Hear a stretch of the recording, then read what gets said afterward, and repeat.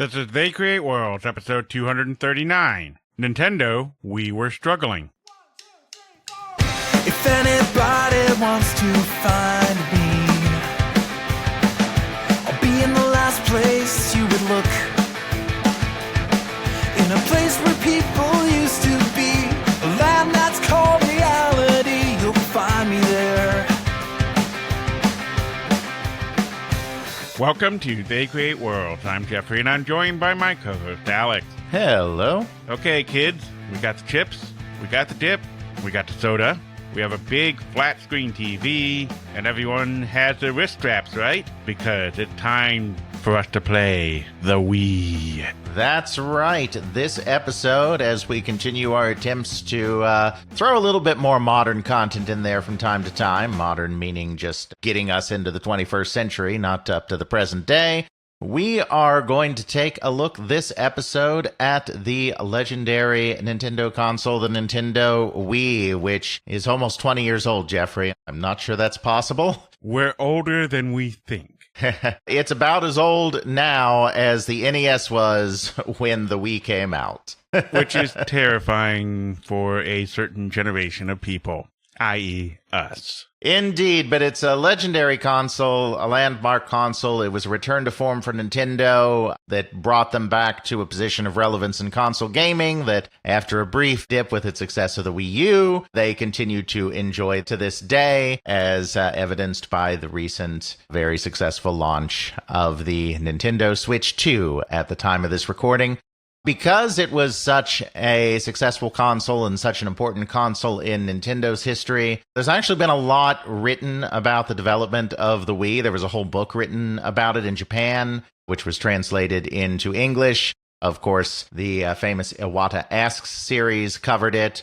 The Reginator, Reggie Fils-Aimé, former president of Nintendo of America, has written a memoir, so he's talked about this period, and there are a few other sources floating around out there as well. So excited to give a pretty in-depth, all things considered, look at this period in Nintendo history and the creation of the Nintendo Wii. But before we do that, it is August 1st, Alex, and it's coming. It's coming right for us. Two major terrifying events. That's right. Two major terrifying events and one major, slightly terrifying milestone.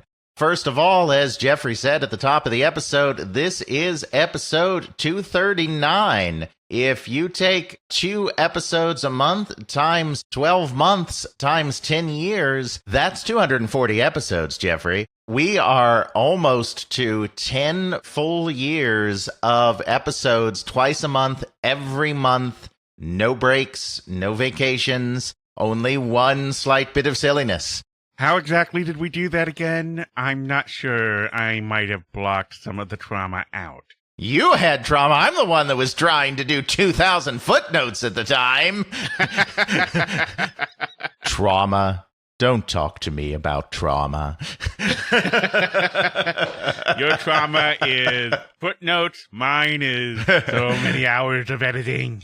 So many. Indeed. That's right. So we're about to hit 10 full years worth of episodes with the episode after this, which means episode 241 will be our 10th anniversary. We're not really going to do a big to-do for that. We celebrated our 200th episode milestone. Those feel like more memorable milestones. Maybe we'll do something for 250. More memorable milestones to, like, mark in the podcast. But still, it's a big accomplishment doing this for 10 years, which is kind of hard to believe we were so young and innocent then, Jeffrey. So young and innocent. We might have been young, but I'm not sure about innocent. Well, yeah, young at least.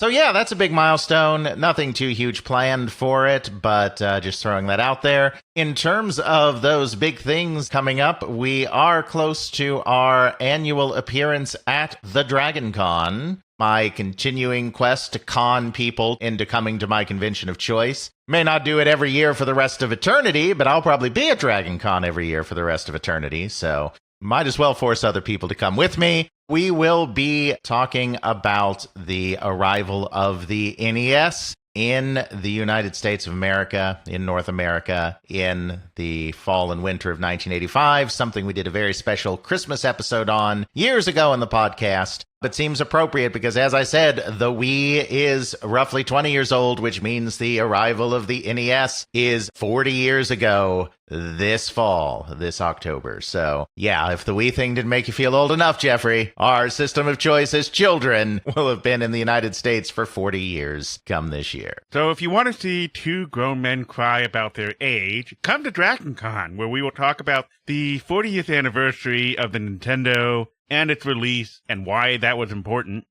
Alex talking for less than an hour.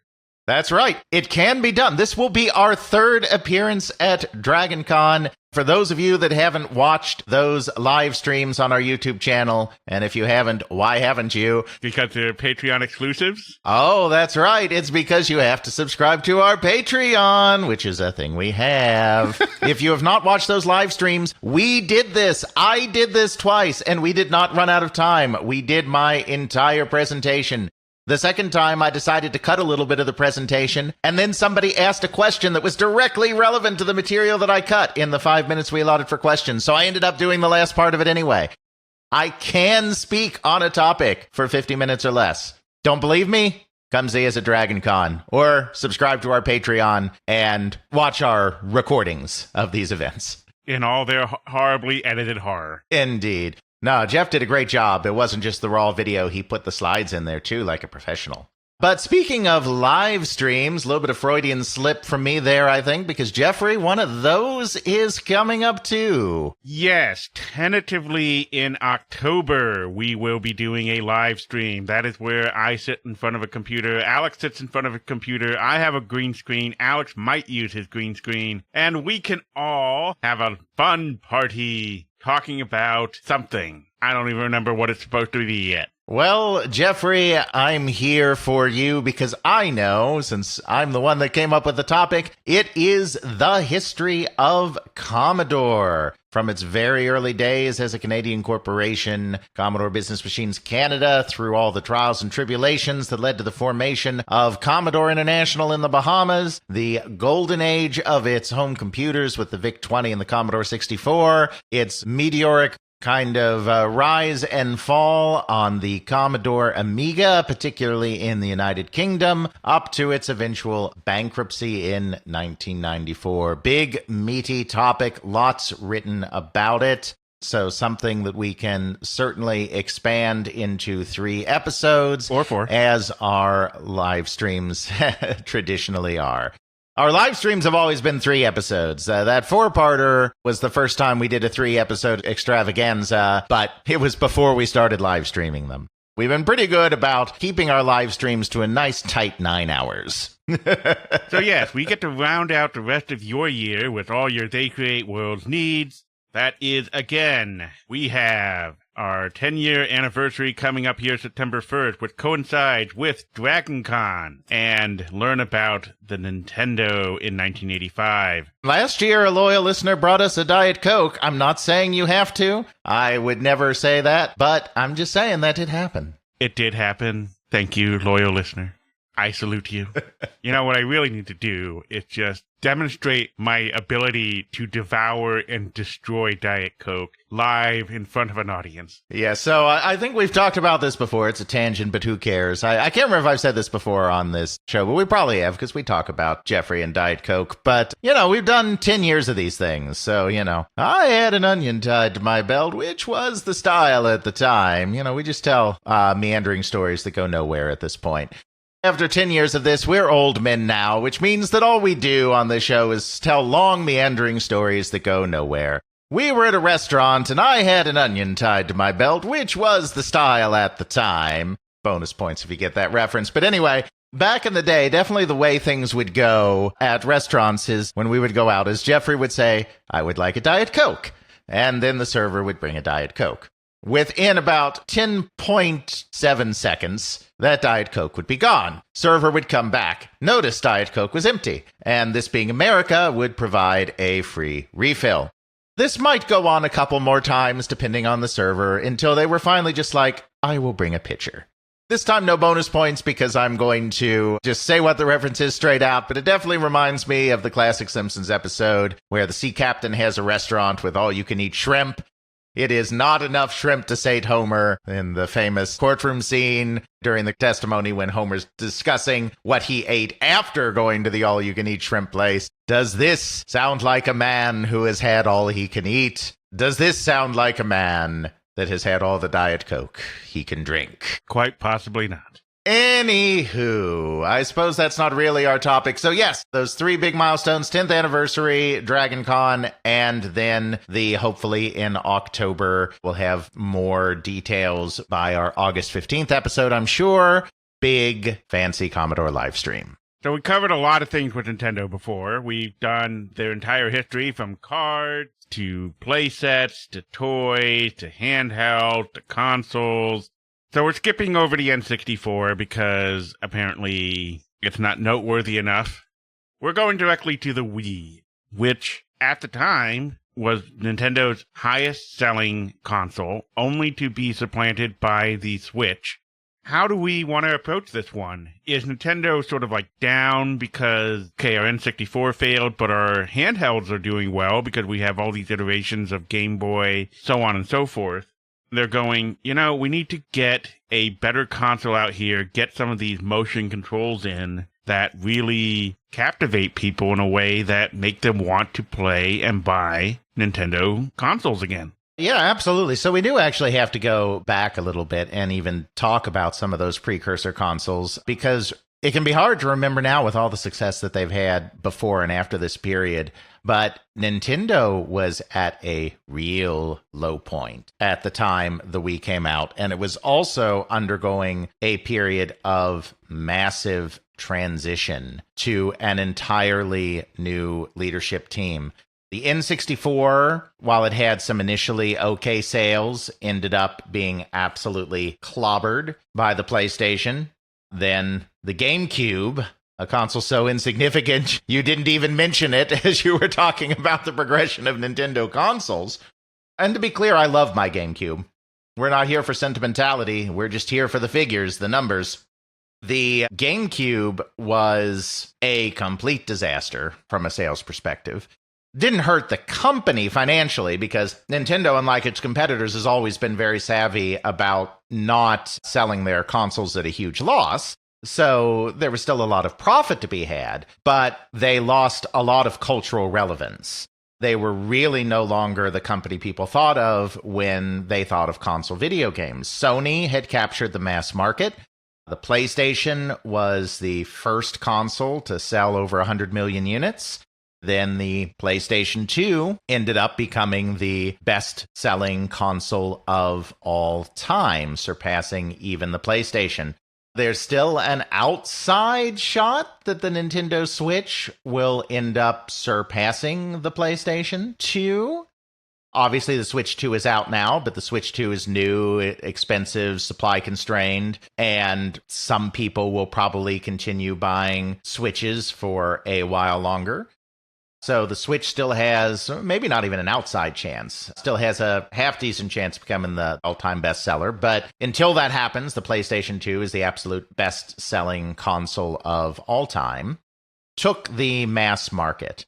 Of course, in the N64 PlayStation generation, the N64 finished in second place. Had a kind of poor showing in Japan, but had a decent enough showing in the United States so that it was second place, even though its sales were a third of the sales of the PlayStation. But then in the GameCube generation, in the next generation, Microsoft came in with its Xbox, which basically took half of what would have been Nintendo's market share and ended up just barely even beating the GameCube in overall sales around the world. When you consider that the Xbox did nothing in Japan, because there's a cultural thing that it wasn't Japanese, but also a cultural thing that they tend to go for the winners, and the PlayStation 2 was the winner, but also some practical considerations. The fact that the Xbox was a huge console with a huge controller and had games that were more in the Western taste. There were a few other reasons. It did no business in Japan, essentially, and still outsold the GameCube worldwide by a handful of million units. So the PlayStation 2 and the Sony PlayStation brand had become the brand of choice for the general audience. the mainstream console. The Xbox had found a niche for itself with the hardcore gamer, particularly the hardcore Western gamer. There wasn't a lot of space left for Nintendo. At this time, it really didn't feel like there was room for 3 companies in consoles.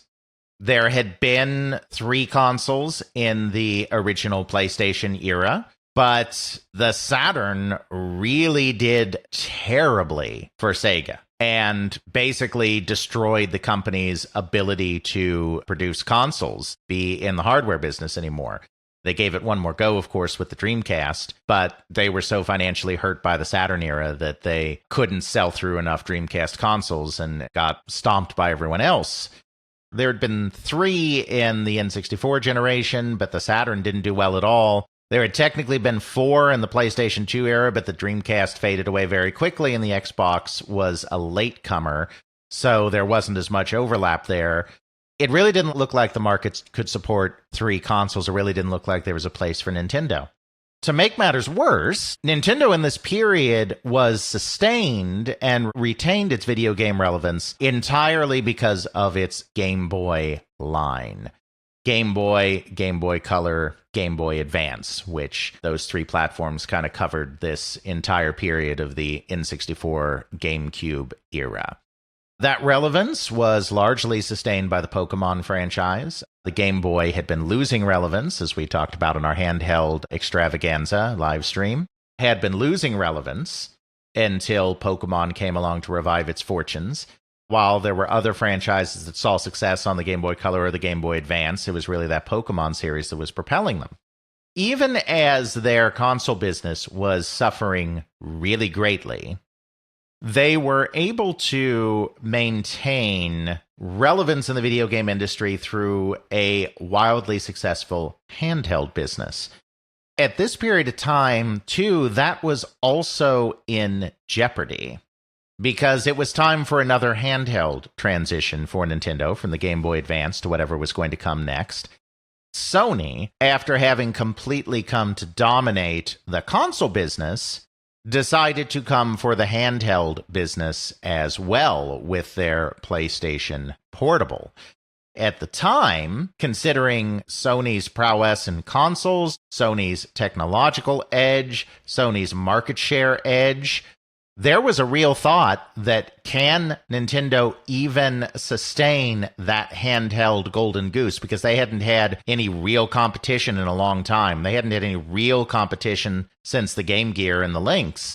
Of course, there were systems after that, TurboGrafx Express, Neo Geo Pocket, the wonderful, though ill-fated WonderSwan, but none of that had been serious competition. They hadn't really had serious competition since their early 3-way battle with the Lynx and the Game Gear, and of course the Game Boy quickly left those 2 systems in the dust, as we discussed in our handheld extravaganza.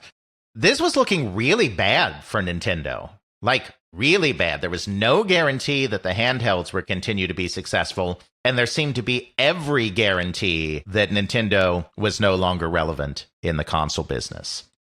On top of that, it was time for change at all levels of the company. Just because everyone was reaching retirement age. Nintendo had been controlled since 1949 by its 3rd president, Hiroshi Yamauchi, who was fast approaching 80 years old. He was in his 70s, but fast approaching 80. A lot of his key employees and advisors at Nintendo in Japan, NCL, had been with the company for decades as well. In the United States, Minoru Arakawa, Yamauchi's son-in-law, had been in charge of the company since 1980 when it was first established, 20-plus years ago. Howard Lincoln, the chairman of the company, and before that a senior vice president, had been with the company for almost as long, and they had a lot of employees that had been there since the 80s. The head of sales and marketing, Peter Main, the head of operations, Don James, they had all been there for a very long time at this point.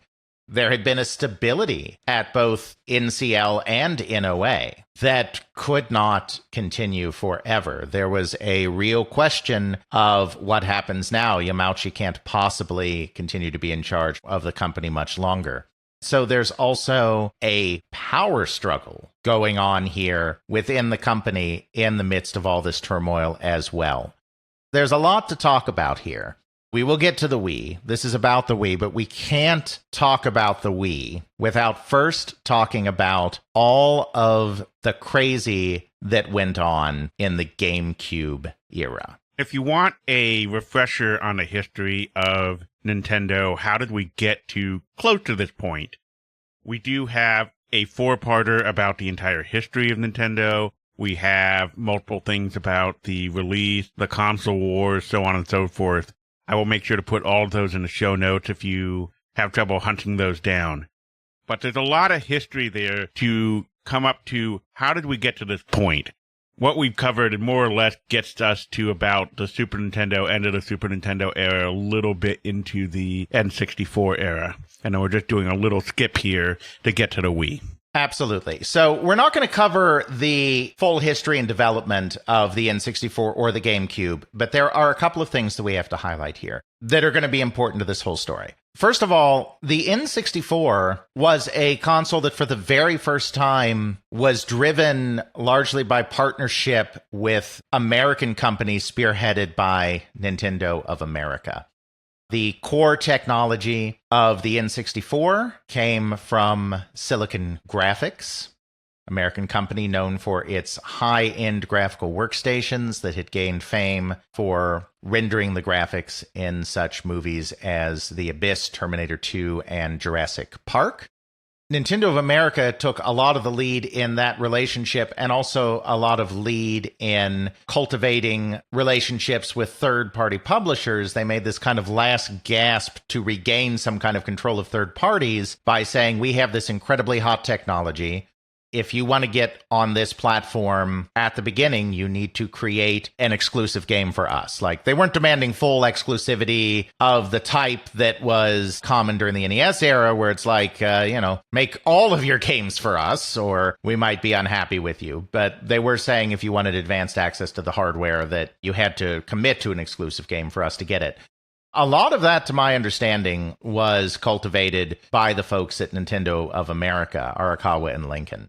That's going to be an important point, which is why I bring it up. The N64 had a few problems. Obviously, the decision to stick with cartridges over optical media ended up being a big problem and caused them to lose some of their major publishers like Square and Enix with their Final Fantasy and Dragon Quest series. Even putting all that aside, it had a couple of other really big problems. First of all, it was really hard to program. It was incredibly hard to make games for the N64. Sony, as we've talked about in past episodes, made it incredibly easy to program on the PlayStation with a full API library. While the N64 would primarily assembly do it. Right. Right there, even if it had used optical media so that it could have larger games at a reasonable price. That right there meant that a lot of companies were not going to do anything with the N64. They lost a lot of support that way. Another thing about it was the design of it ended up being very bad, particularly for Japanese homes. It wasn't a huge console, but it was kind of an awkward console. It had a lot of rounded edges and all of this stuff that they thought looked sleek, but made it kind of hard to fit in amongst the ever more crowded television stand in the household, which was a particular problem in Japan, where you tended to have smaller dwellings. They tended to be multi-generational dwellings, so you had a lot of generations of family all living together, and you still tended to only have one communal television. It was a hard thing to kind of fit in amongst all of the other AV items that were starting to dominate as peripherals to a television, which had not necessarily been as big a thing even 10 years before, when the family computer was in its heyday. At this time, Nintendo still very much looked to Japan first. Obviously, they did a lot of business in the United States. Europe, they were never quite as fully in as they were in the US, but they did business there too. But they were always looking at Japan first. They tried to solve these problems with the GameCube. The GameCube basically relied on technology developed by the same people that developed the N64. There were some legal shenanigans and corporate shenanigans, and a group of Silicon Graphics employees decided to go off on their own and found a new company, ArtX. Art X was composed primarily of employees that had worked on the GameCube. They ended up developing the hardware for the GameCube. So it was the same partnerships.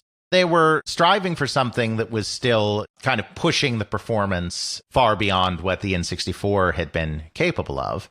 But they also tried to take into account making it easier to program for. Obviously, they went to optical media, but because Nintendo is always kind of paranoid about piracy, it was kind of this special proprietary optical media. Really, really small CDs that were more commonly seen for business card at the time. Indeed. They tried to make it more compact and make it a shape that would make it easy to fit in amongst whatever else you had going on around your television. Hence, settling on that cube shape that led to it having the name GameCube. They missed the mark again. It seemed like a toy to people, like a real toy, like the GameCube's design felt very toy-like. The design of the controller felt very toy-like. The GameCube had a good controller, but kind of the way that they put it together, all big, bright plastic and everything, it felt very toy-like. And they missed the mark again on the media because Sony took advantage of this new video game generation to introduce a DVD player on their system and ran away with the market there. In part because of that DVD player, a lot of the early adoption of the PlayStation 2 was because of the DVD player, because even though it was a more expensive console than some of the consoles in the past generation, it was actually a really cheap DVD player. So that drove a lot of early adoption of that system, once again at Nintendo's expense. It seemed like a sophisticated consumer electronic that could become the heart of a living room. The GameCube seemed like a toy. This was particularly bad because throughout this entire period, there was actually a decline going on in the video game business, particularly in the Japanese video game business, which is the business that the folks at Nintendo cared about the most because it's their home market. Free time was becoming more and more of a premium for Japanese children in this period. They were spending more and more time doing extracurricular school activities. They were spending much more time getting to school, particularly in places like Tokyo. They were having to take longer and longer subway rides or whatever to get to their schools. They were spending more and more time in cram schools to study for the competitive examinations that you took at the end of your school tenure. The amount of time people had to play games, particularly games that were rooted in the home, was diminishing. The tolerance for having more and more devices under your television or alongside your television in the home was also dropping because, as we said, there's more and more things. You're getting a sound system, you're getting a DVD player. At this point, you may still have a VCR as well, so you have a VCR and a DVD player. There's so much stuff that you're attaching to your television that you're not going to likely really have space for more than one video game system. And so you're going to choose the device that has more use as a general consumer electronic, the PlayStation 2. It doesn't do that much beyond playing games, but the fact that it can be your DVD player and your video game system is a big deal. You and I watched the entirety of Batman the Animated Series using it once. Yes, we did. There was a funny thing happening. I mean, this kind of always happens during a console transition, but it was kind of more pronounced this time. There was a funny thing happening where during the transition to the PlayStation 2 and the GameCube, hardware sales in Japan were going up because it was a new console generation. People were adopting, but software sales were going down. Some of that can be attributed to transition, because if you're buying a new hardware system, you're putting your money towards that probably rather than buying games for your old system, and your new system just isn't going to have many titles available yet.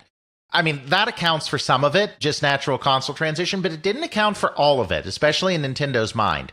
It really seemed like people were playing fewer games because they had less time to play games, so they were buying fewer and fewer games, even as they were continuing to buy new console hardware.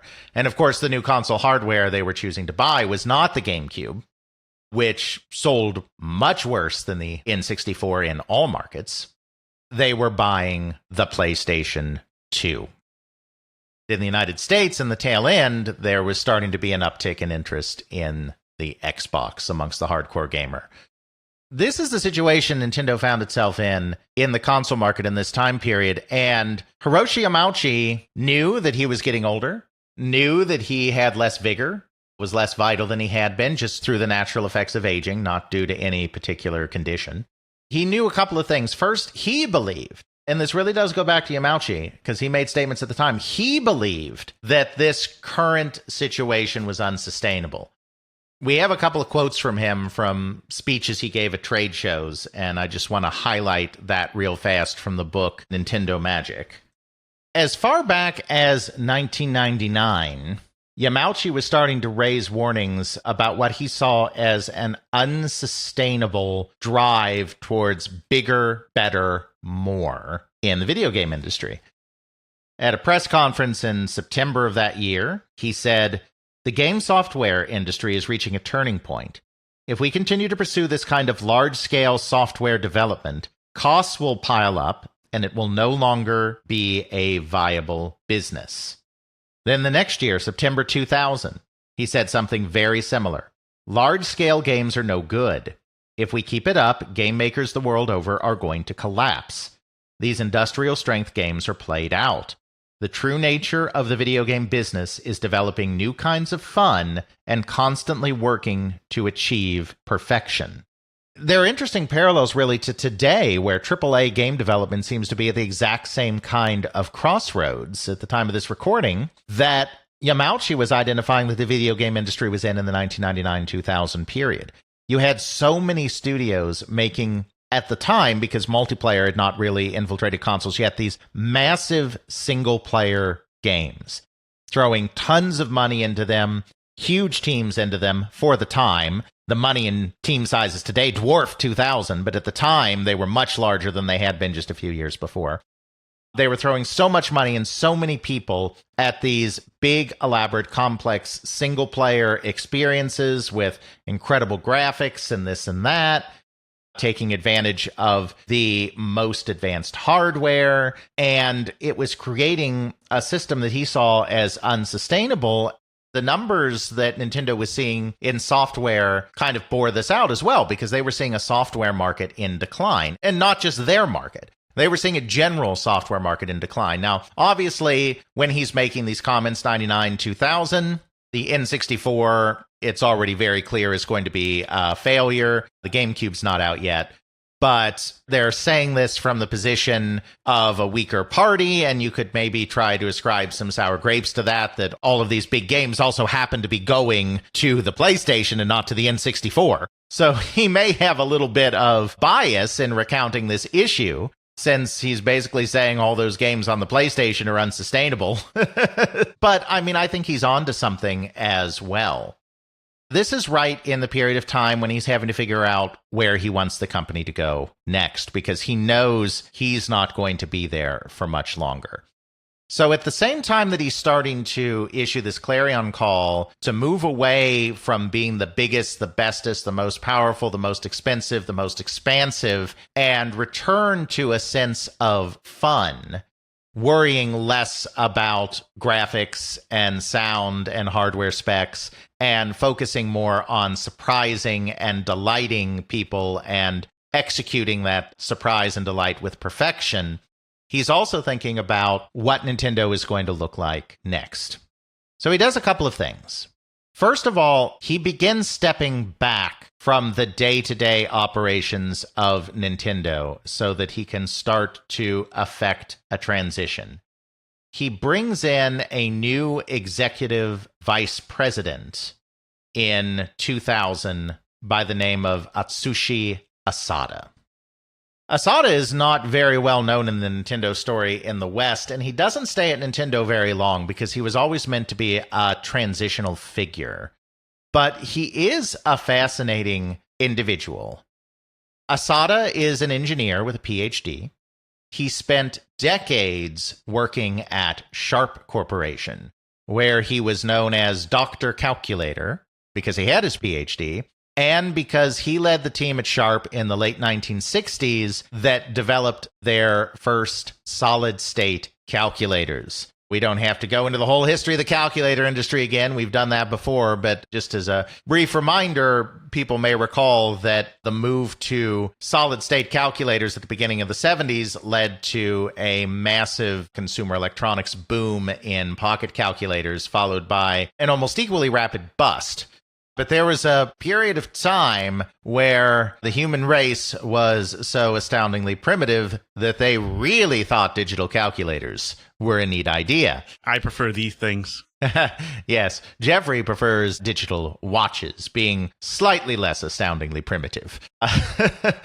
Sharp was very early on that with Asada's team. They didn't have the first solid-state calculator, but they were very early on solid-state calculators, which allowed them to become a dominant force in that field and then leverage that dominance with solid-state technology to move into computers and other technologies in Japan. Asada was a hugely, hugely important figure in the Sharp story, and in the 1980s became a managing director of the company. So very high up in its leadership, managing director and senior executive vice president. Nintendo and Sharp, we may recall, have a long, fruitful history together. We've talked about that history in several of our Nintendo episodes. It goes all the way back to the beam gun toys that Nintendo made in the early 1970s that were ridiculously popular. They were close partners on the Game & Watch. They didn't end up partnering on the Famicom for a variety of reasons, but they still retained close ties, and there was even an exclusive Sharp television set that came with a family computer built in. Then, of course, as we detailed in our handheld episode, they had a strong relationship on the Game Boy. We may recall Nintendo's engineers had decided they were going to go to another company that did it cheaper. They were literally there ready to sign the contract, and Sharp came in at the last minute and did an end run around them straight to Yamauchi and ended up getting the contract instead. The relationship between these two companies goes back decades and is incredibly strong. I don't know the exact relationship between Yamauchi and Asada, but they must have been very close.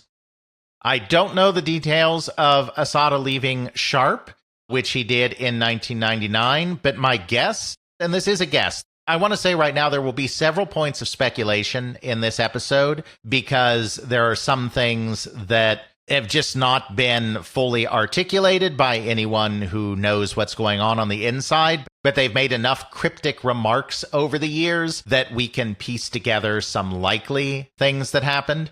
I will be very, very clear at all points when I am speculating as opposed to going directly from the sources. I think it's important speculation and at least gives us some inkling of what's going on, even if it ends up not being entirely right. And 10 years from now, we end up doing another Wii episode, and I say my famous thing about, for something that's already happened, history sure does change a lot. I don't know exactly why Asada left Sharp in 1999, at the end of 1999, but he was in his mid-60s at that point. I imagine that he was just retiring. I imagine there was no drama there. But he did become a senior advisor for Nintendo when he left Sharp in 99. Then in June 2000, Yamauchi made him the executive vice president of the company. He knew technology. He was an engineer, PhD. He knew consumer electronics because Sharp had been in calculators, computers, microwave ovens, everything imaginable that you sell to consumers that are electronic products. I imagine that he knew the Nintendo people well and knew Nintendo kind of okay as well, just because of that close relationship. Yamauchi brought him in, and while there's nothing that specifically says this, I think it's very clear due to the nature of his tenure that he was brought in specifically because Yamauchi needed to start planning a succession, and he didn't have somebody ready to go who could just take over the company, and he needed a caretaker. Because at this point, Yamauchi steps back, Asada becomes a more public face of the company in Japan as they're launching the GameCube, and this is kind of the beginning of the end of Yamauchi's tenure at the company. I need to go back to that point about Nintendo not having a successor ready to take over. Because there was a very logical successor to Hiroshi Yamauchi already waiting in the wings at this point. That being Nintendo of America president Minoru Arakawa. We have to remember that at this point, Nintendo is very much still a family company.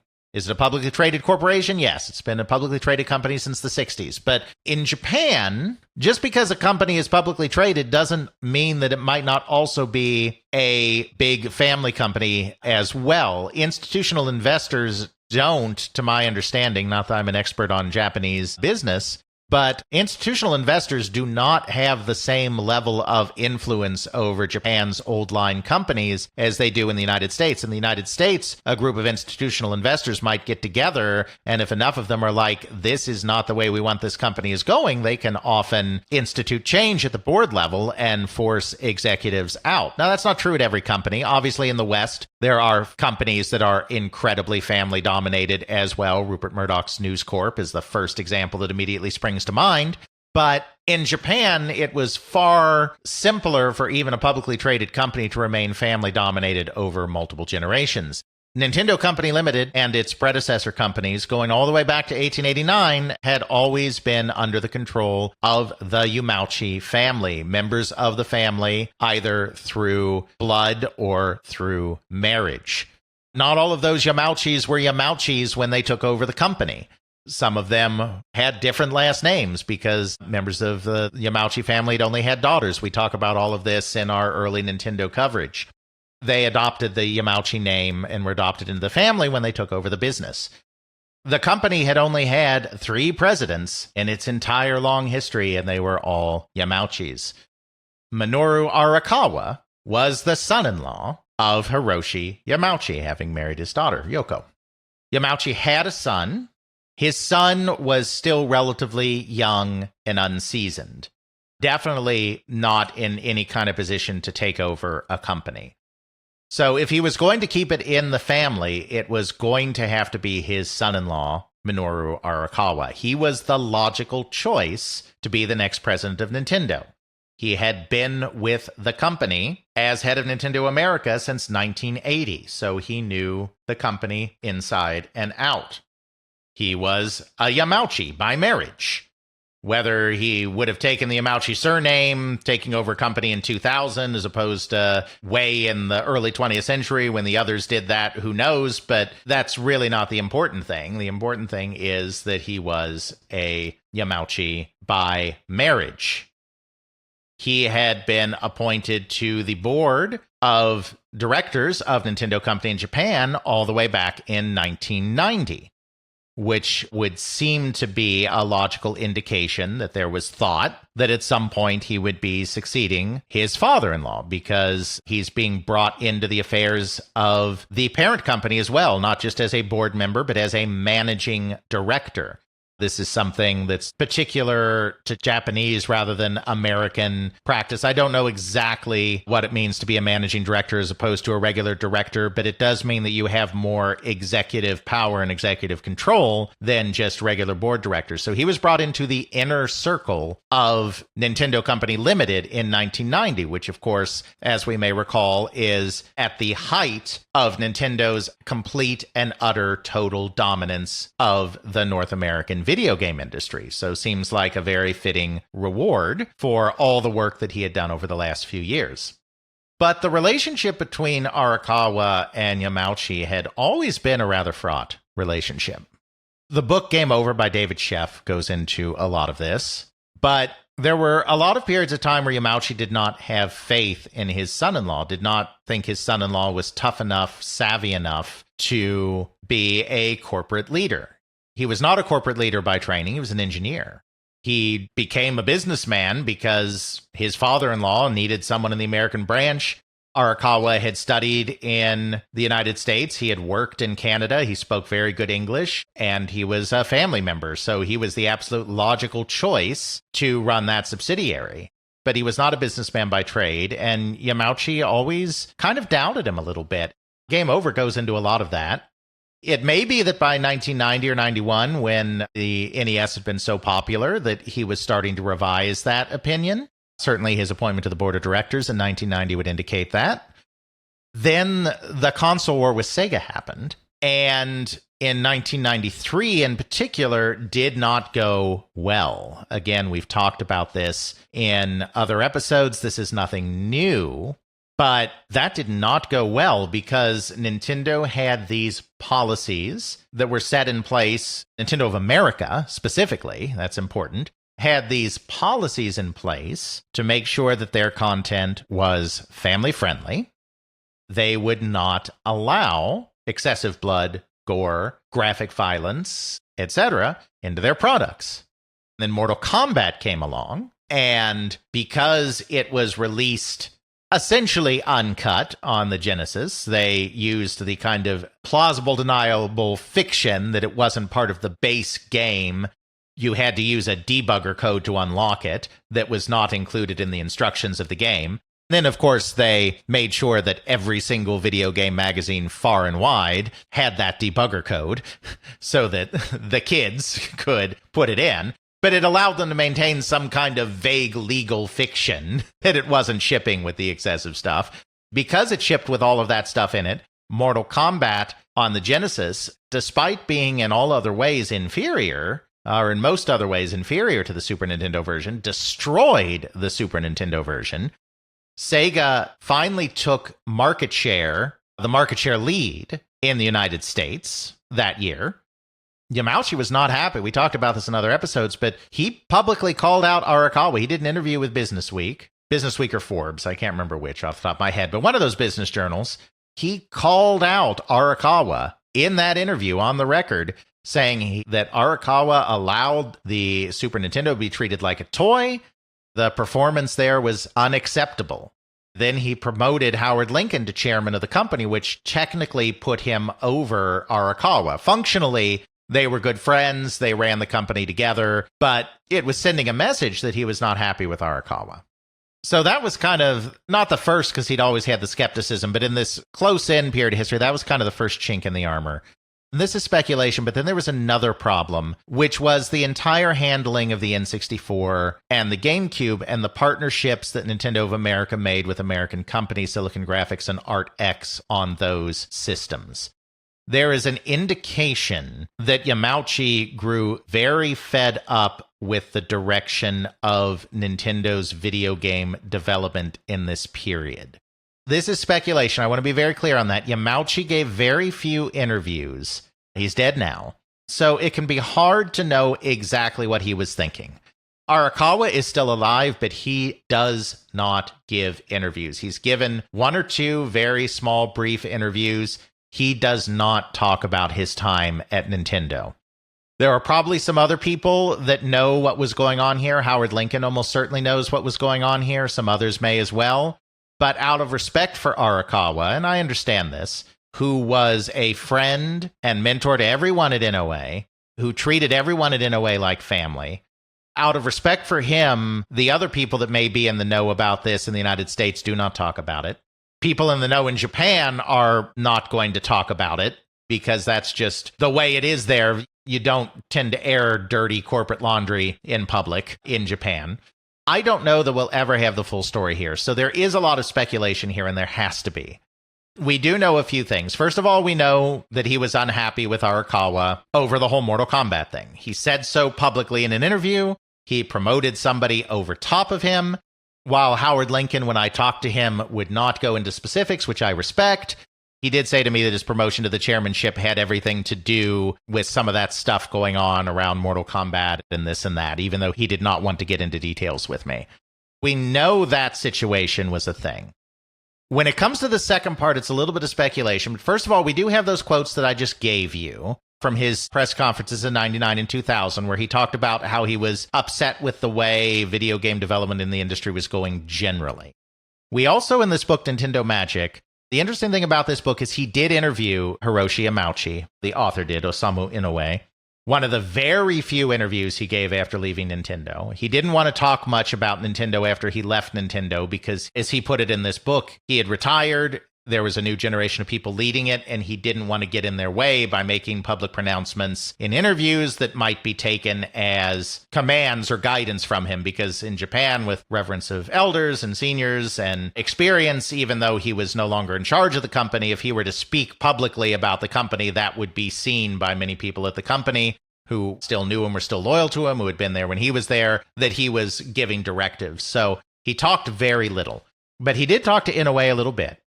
He did talk to him about his reasoning for choosing the successor that he did. We'll get there. Most people know who that is, but we'll keep this a little chronological. But when talking about the person that he did pick to be the successor, he didn't go into specifics about the why, but he did say this, and this is a quote from the book.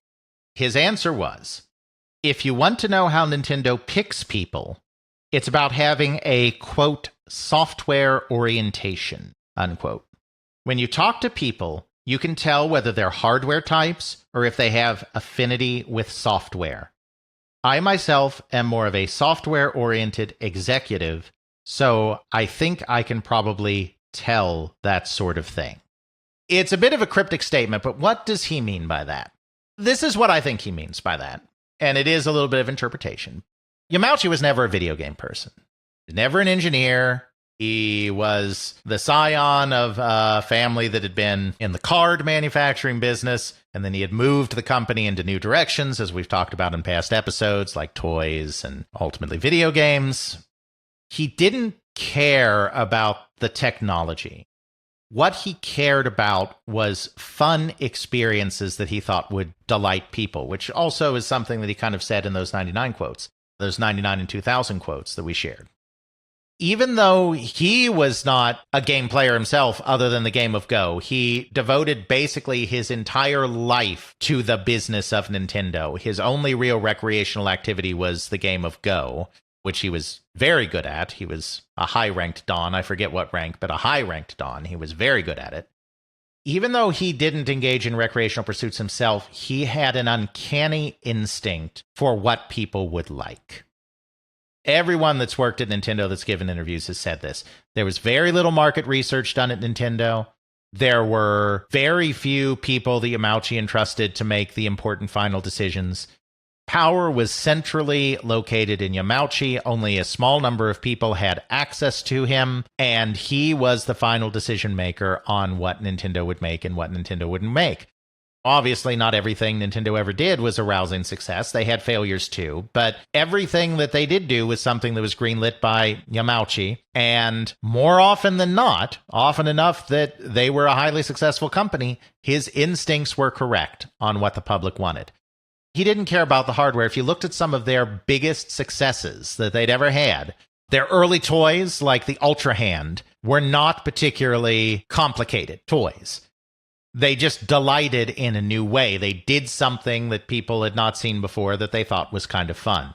If you look at the Game & Watch, it was using calculator technology that was very well established, that had been established almost a decade before, but just using it in a surprising and delightful new way. The family computer was in no way state-of-the-art. At the time when the entire industry was moving towards console computer hybrids, was focused more and more on computing solutions for the home that included keyboards and disk drives and peripherals and all of this other stuff, which we've talked about in Nintendo episodes and home computer episodes and all sorts of episodes. We've been doing this a while, haven't we, Jeffrey? Something like that. He said, just give me something really simple and basic that plays games. He wanted something that outperformed the current competition, but he wanted it for a cheap price, and he didn't want any of that fancy stuff on the side. The Game Boy. Even Yamauchi didn't want the Game Boy at first. If the Super Nintendo hadn't been delayed, it probably would have been canceled, as we talked about in our handheld episode.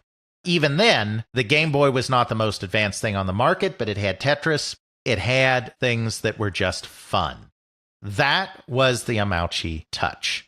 I think he was probably fed up with the direction that Nintendo's hardware development had gone. The N64 had not been successful. It had been in pursuit of technology. That technology ended up not working out. Yeah, there's, of course, some good games on it. It's not like Nintendo suddenly forgot how to do software. Mario 64 is great. Ocarina of Time's great. They had their partnership with Rare. GoldenEye's great. But still, there was definitely a focus on incredible hardware. A lot of this was spearheaded by Inoue. Inoue made the connections with Silicon Graphics. Silicon Graphics was considered the hot technology company in graphics at the time. It was chasing the high end. They called it Project Reality in development. They were trying to project this idea that this is going to blow away anything that has ever come before in video games, and these worlds are going to feel real, just like the T-1000 felt real, just like the T-Rex felt real. This is going to feel real. They emphasized in their early marketing that this was going to be 64-bit when those silly people at Sony and Sega were just putting out 32-bit systems. Now, of course, as we know, there's way more that goes into whether a system's any good than the bus and the processor. But at the time when we were kids and listening to that, we didn't know better. We had no clue that we were being taken in by marketing effectively. Exactly, because, there's the memory, and there's the graphics pipeline, and there's the graphics processing. There's all sorts of other things that go into this, but they were emphasizing the technology in a way that Nintendo never really has before that time. The Super NES was definitely aiming to be a little more technological, I think, than the original NES, the original family computer was. We don't have a lot of information on the Super NES's development either, the Super Famicom development, which is unfortunate. I mean, it was going a little more for some technological plaudits, but it really feels like the N64 was the first time where they were putting all of their focus there. It didn't work out. They were going down the same path, essentially, with the GameCube. They were not quite hyping the GameCube as much as they hyped the N64 with the Project Reality name and all of this, but they were working with the same partners, essentially. ArtX instead of Silicon Graphics, but it was the same people. They went to IBM for the processor, for a PowerPC variant processor. They were still emphasizing the technology. They were talking about how the GameCube was going to be a very powerful system. That's what was being emphasized in the marketing message in the United States. And of course, the GameCube, at this time, this hasn't happened yet. We're still 2000. The GameCube hasn't launched yet. But of course, the GameCube is also going to kind of fall down for a variety of reasons, though different reasons, I think, than the N64. The way he says that the reason he picked the successor he did is because he appreciates software people. I think he saw Arakawa as a hardware person. Arakawa is an engineer by training, not an electrical engineer, but an engineer by training. The company in recent years had been really pushing a technology angle, making these partnerships with Silicon Graphics and ArtX, emphasizing in their marketing that they had this great technology that was going to blow everybody away. And I think Yamauchi felt that that was straying from the essence of what made Nintendo Nintendo. It is my belief that that is why he made the decision to pass over Minoru Arakawa to be his successor at Nintendo Company Limited. I want to be clear here. The sources I have truly indicate that Arakawa was passed over. Publicly, of course, nobody's ever going to say anything like that. The Japanese are all about face and saving face, which is why it's amazing that Yamauchi called out Arakawa in that article in 1994, quite frankly. It really means that he was royally annoyed and or pissed off. Indeed. It is his son-in-law, and everyone involved here know each other well or friends with each other. I mean, I don't know that Arakawa and his father-in-law were friends, but like other people at Nintendo of America, like Howard Lincoln, he was friends with. None of that was ever intimated publicly. But even though they won't talk about it directly, a couple of things that people have said that I've interviewed, people that I've interviewed that were at Nintendo of America have used language in discussing things with me, indicating that Arakawa was passed over for that job. When Arakawa retired in 2002, they made it out to be that he wasn't interested, that he didn't want to go back to Japan. He was established in the United States. Didn't appeal to him to take over the company. And it may be true that it didn't appeal to him to take over the company. Who knows? My sources indicate pretty strongly he was passed over. The other thing that gives this a little credibility, and this is all speculation, I want to be clear on that because we're not a tabloid. I'm letting you know when I'm speculating. The other thing that is very interesting here is that when Asada, going back to our Dr. Calculator, when Asada was named to the board of directors as a representative director and became executive vice president of the company, Minoru Arakawa was removed from the board and replaced by Shigeru Miyamoto. Yeah, that's pretty much going, we are bumping you out. We're not even giving you a chance at that point. Exactly. At the time, they said that the reason for that change from Arakawa to Miyamoto was because with the GameCube about to launch, they wanted more knowledgeable people on the board about Nintendo's technology and design and all of that stuff.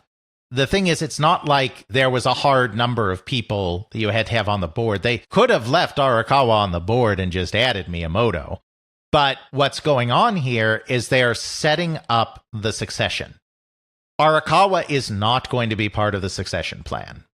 So Arakawa is out. Going back to where you're saying hardware versus software people, I don't think we really defined what those meant. So what I think you're saying here when you're talking about the hardware and software people is hardware people focus on what the technology can do. How many bits can I push? How many polygons could I render? How much interesting things can I do with this hardware? Pie in the sky kind of things. Sort of like John Carmack. How far can I push this technology to do the thing? Right. That puts blinders on, preventing you from being able to truly focus on, yeah, you can push the technology to do fancy things here, but that fancy thing, am I going to get a good return on investment where the consumer, the customer, wants to buy this hardware in order to have the fancy thing that they may or may not even see? We see that a lot with various consoles and even some of what Nintendo does with some of their gimmicks things. One thing that pops to mind, the second controller on the original Famicom having a microphone, which they removed with the US release. It's just sort of like, yeah, it's a gimmick, it's neat, the technology can do that, but does that really add something that the end user wants to see?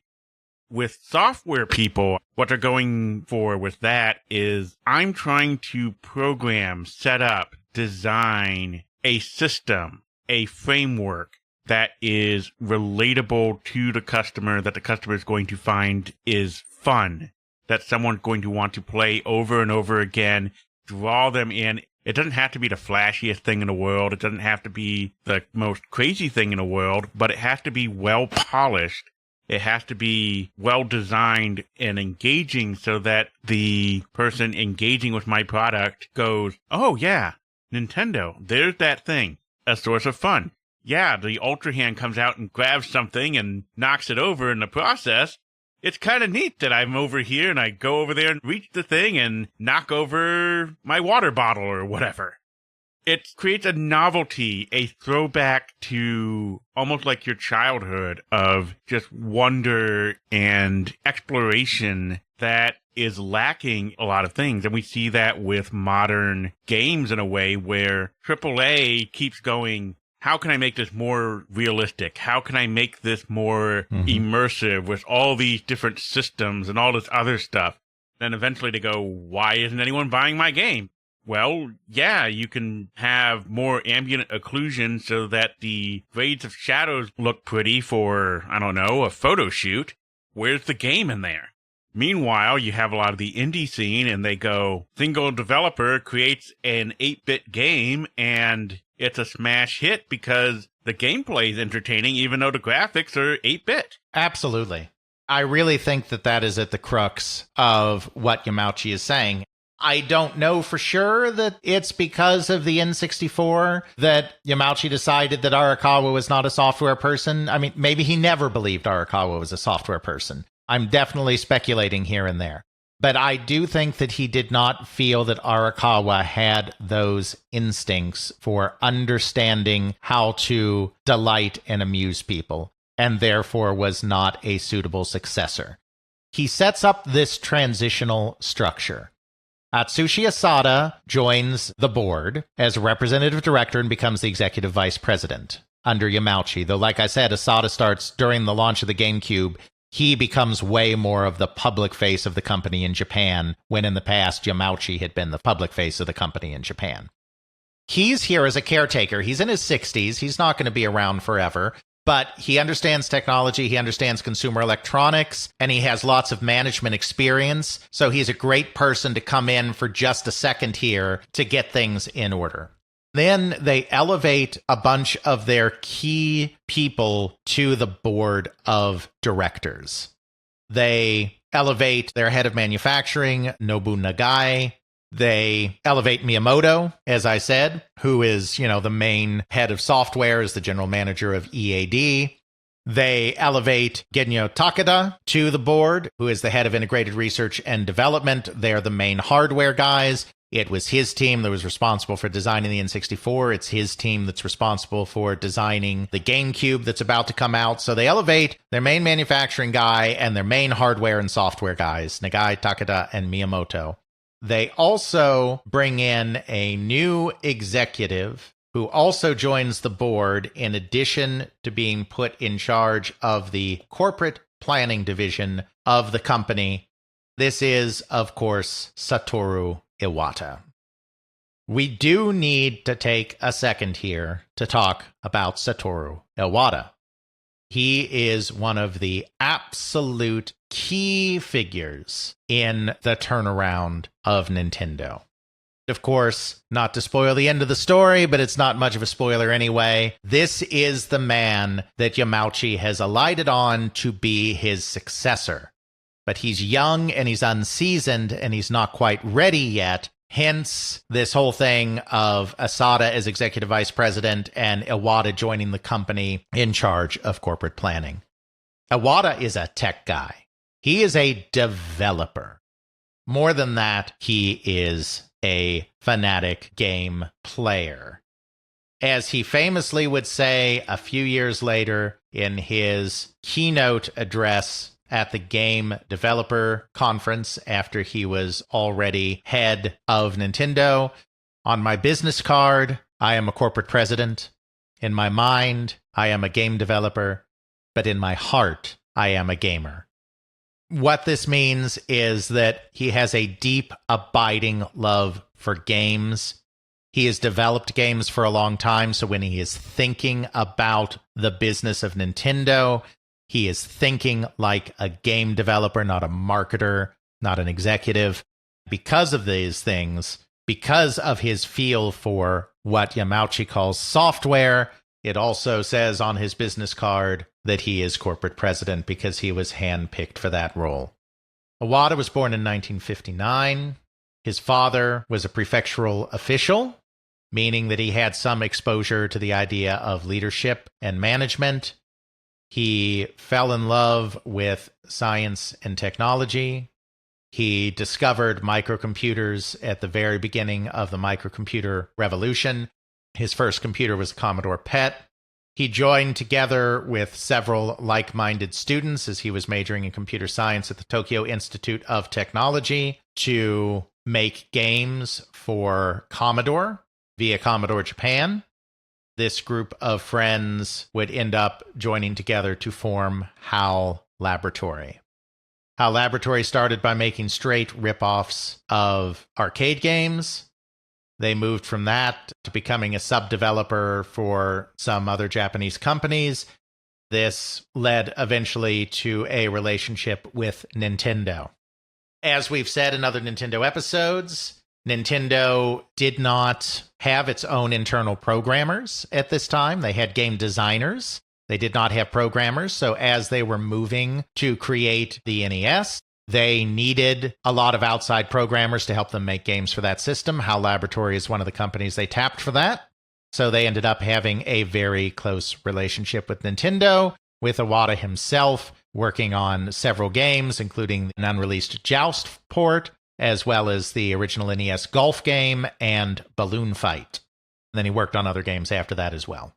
After HAL had had some success working as a developer for Nintendo, they decided to also start publishing some of their own games as well. They made this critical decision right at the time that the Japanese bubble economy was about to collapse. They took out loans to finance their expansion. Then, when the economy went bad, their finances went into disarray. As the banks went into disarray, their initial games were not hits, and they were unable to get more short-term loans in order to kind of keep going because of the collapse of the bubble economy. So they were at the brink of collapse, and they filed for bankruptcy.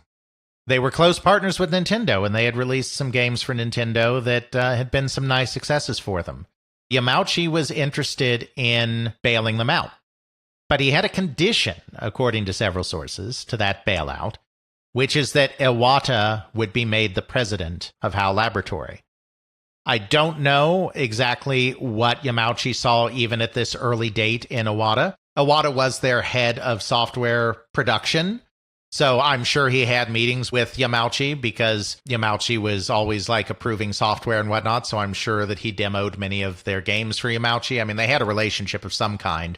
I just don't know the exact nature of the relationship, but even at this early date, 1992, he saw something in Iwata and thought that Iwata was the person that I guess had the instincts necessary to keep HAL Laboratory going. So he said, I'll bail you out, we'll make you solvent, but you need to make Iwata president.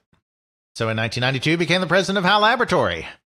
Even at this date, his knack for understanding good software was kind of in play here, and this is probably something that Yamauchi sensed. There was a game in development starring a character called Popopo, I believe, that looked like it was going to be a really standout game. This was the game that Iwata planned to use to change the fortunes of HAL Laboratory. They were going to publish it on their own as Twinkle Popo. Nintendo got wind of this and said, no, this looks great. We have to be the publishers of this. And so they ended up publishing it through Nintendo. That game received a name change to Kirby's Dream Land. So one of Nintendo's classic and enduring franchises came from Iwata. So it came from HAL Laboratory. The creator of it was Masahiro Sakurai, the legendary developer who would also go on to create the Smash Brothers franchise. Iwata did some work on it, but the main thing was that he recognized this as the game that could turn around HAL Laboratory. He knew this was the game worth putting all of their effort behind. I have to imagine that Yamauchi was impressed with his instincts for what good games were. He was a software person, as Yamauchi described it.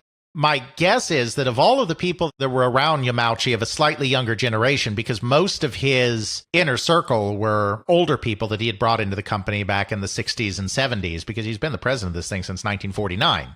I think in Iwata, he saw a unique facility to both be a company leader, because obviously there are other brilliant software people at Nintendo, including managers. I mean, Miyamoto's a manager. But I think he felt that Iwata kind of had this really great combination of having some people leadership skills, but also having this software mentality that he craved so much. He started bringing him along. He started forming closer relationships with him, and he came to believe that Iwata should be his successor. But Iwata was still young, and he was relatively unseasoned at a large company. Being president of HAL Laboratory, that's not a very big company. So he did this succession thing where Asada becomes the EVP, and Iwata's brought along as corporate planning. It's also very clear that he shared Yamauchi's concern for the direction of the video game industry, because we have a quote from him in 1999 from an interview he gave to a Japanese publication that was translated by Shmuplations, the website's Shmuplations, and Alex Hightower. In this interview quote, he's talking with the interviewer about the state of the industry, and this is what Iwata says, again, 1999.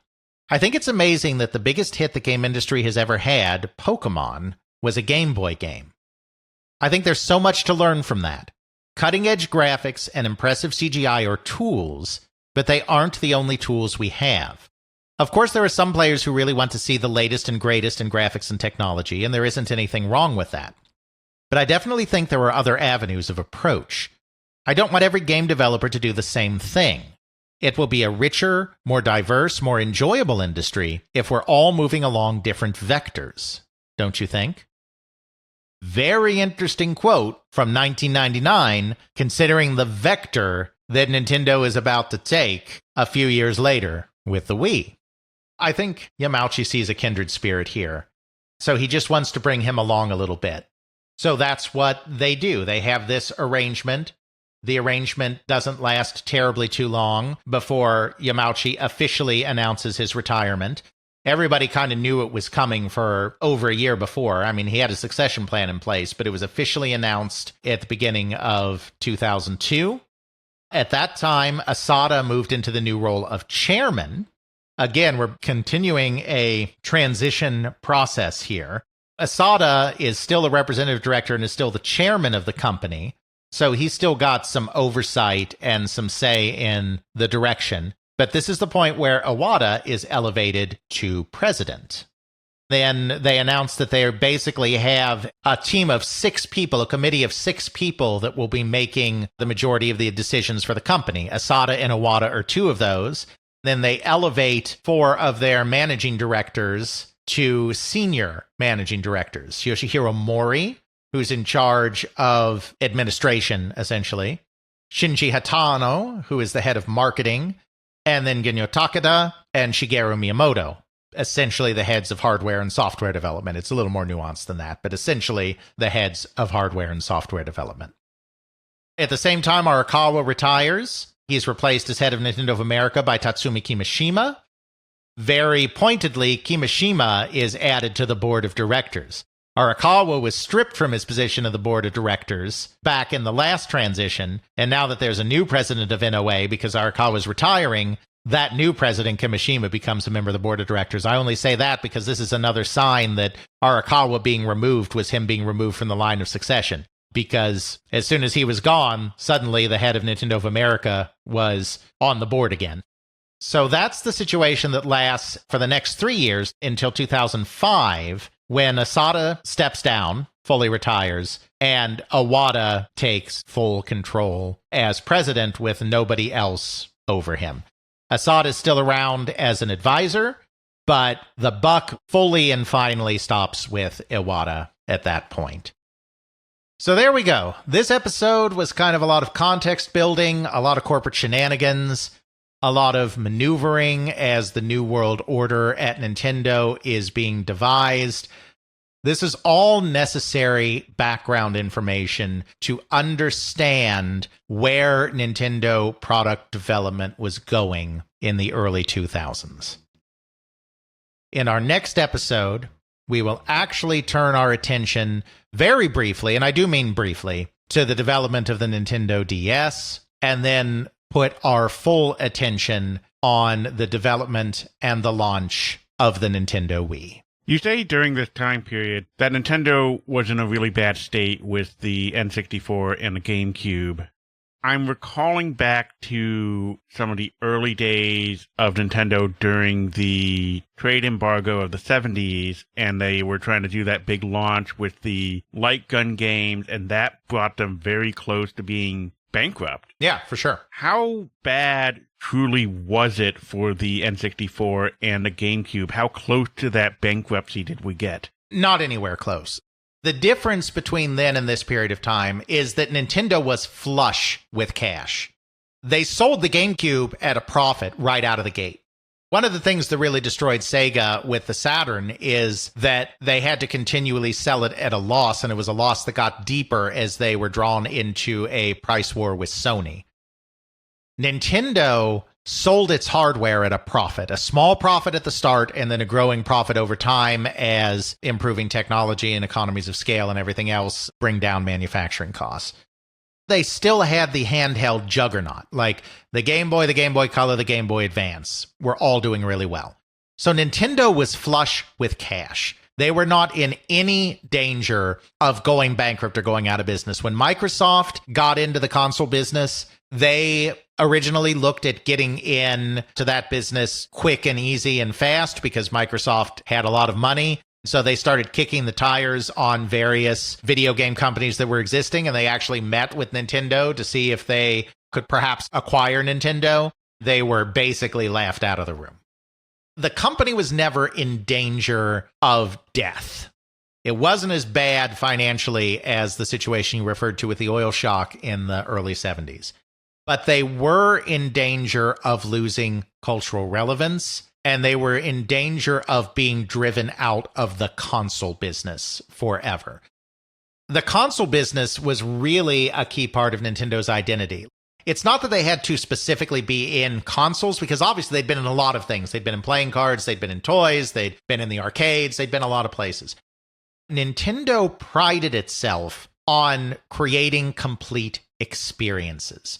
For them, the complete experience was not just the game software. The complete experience was the hardware that they developed to support certain types of games. It was the controllers, the interfaces they developed to support certain kinds of games. The experience did not begin or end with the software. It's part of this larger spectrum. And so Nintendo's identity was really tied up in being a hardware maker in the context of video games. It would have been devastating for the company to have to, say, pull a Sega and be like, we're no longer making our own hardware, we're just going to put Mario on other people's systems, because that is not what Nintendo has ever been about. They don't design games or video game systems. They design experiences. Hardware, interface, software, character, gameplay, all of it is in the furtherance of an experience. They were not at a crossroads financially, but they were in a huge crossroads in their cultural relevance. They were at a huge crossroads in their identity. They were at a huge crossroads of what it meant to be Nintendo. There was a very real possibility, especially with Sony not only dominating the console market, but also releasing a new handheld that could potentially erode Nintendo's dominance of that market. There was a real possibility that the Nintendo that all of those people had built, that the Nintendo that they felt existed, would no longer exist anymore. The company would exist, but it would not be what it was before. And that is the crisis that Iwata faced, and to a lesser degree Asada, in those first couple of years.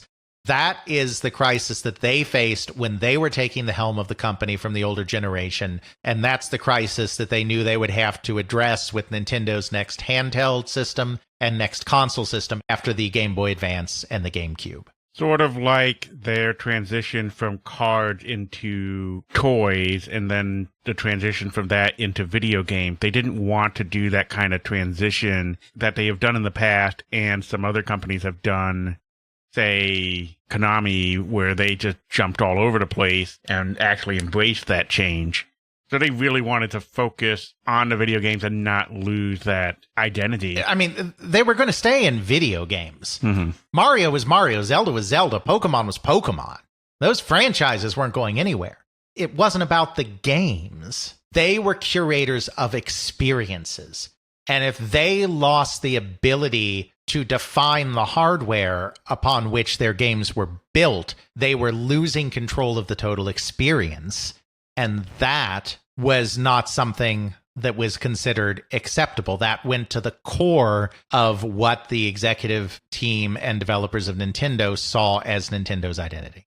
I'm kind of surprised we didn't actually get much into, or at all really, into the development of the Wii. We spent an hour plus here talking about corporate shenanigans, but I mean, that's one of the things we specialize in. As I said a few minutes ago, you cannot understand the development of the Wii if you don't understand what was happening in Nintendo during this period at the managerial level, but also in terms of the failures they had experienced in the console space. Without that context, yeah, you can give the history of like they started the project here, and these were the parameters of the project, and these are the decisions they made.